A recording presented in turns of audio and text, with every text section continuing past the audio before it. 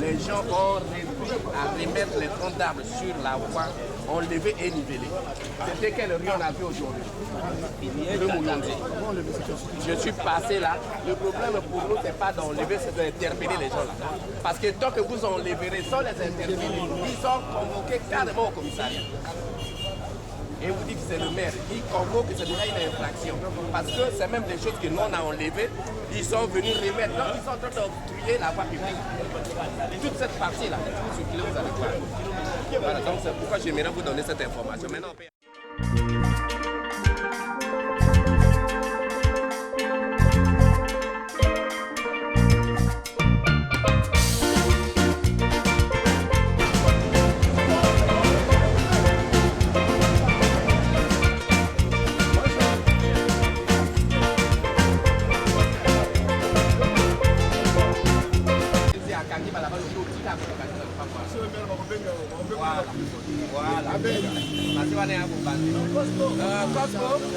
le chargeur ne devrait pas précéder, là on va enlever les épaves. Il était garé ici derrière nous. Il était garé ici, je viens de l'envoyer. Il était là. Oui, il devait précéder là-bas parce qu'après ici on va là.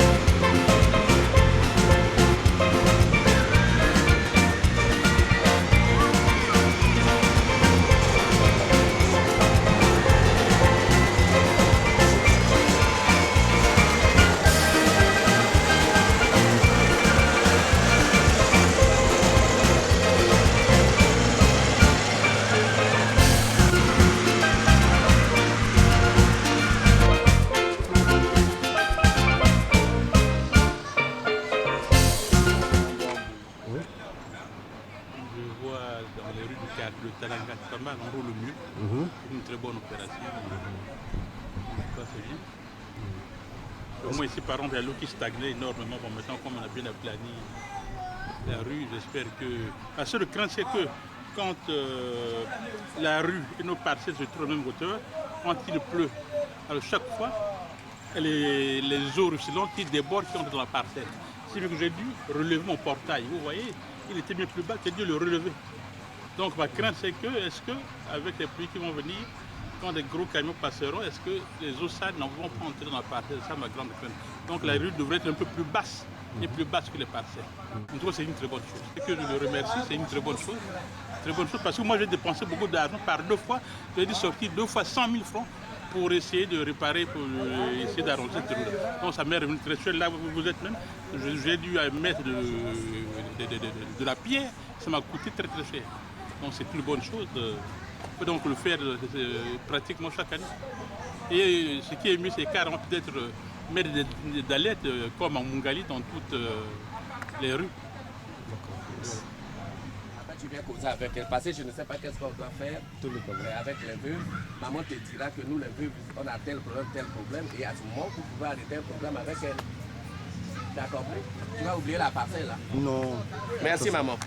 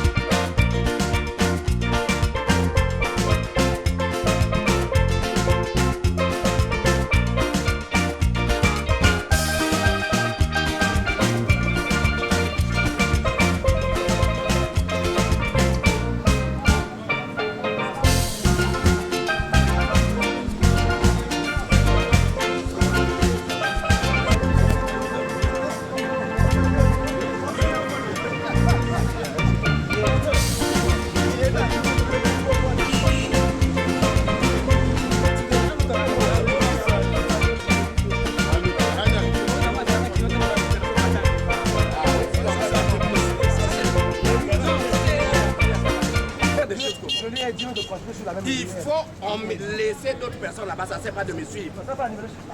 Mais elle était derrière. Mais renvoyer des gens là-bas pour le canaliser, pour me suivre.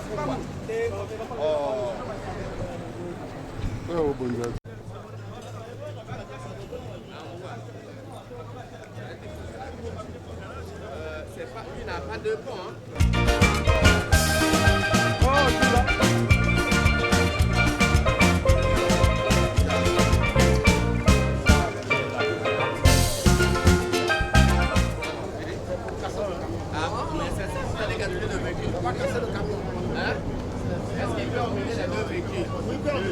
Appelle le chauffeur. Tu peux emmener les deux, mais tu vas les jeter où? Ah oui, mais vous devez faire ça avec le véhicule belge. Ça, c'est le véhicule pour les stationnements, vous allez le gaspiller. Non, avance mon véhicule là-bas. On l'a appelé, on l'a appelé.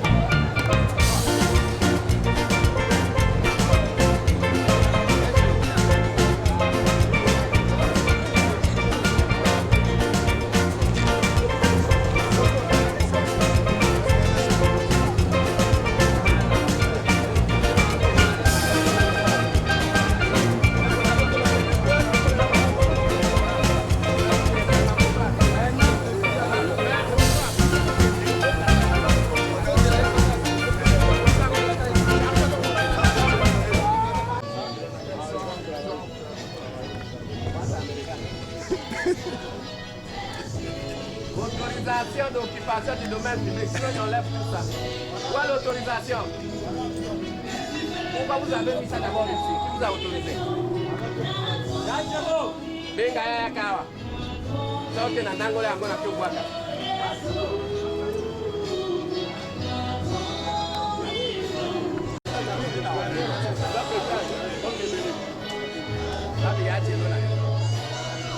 Maman.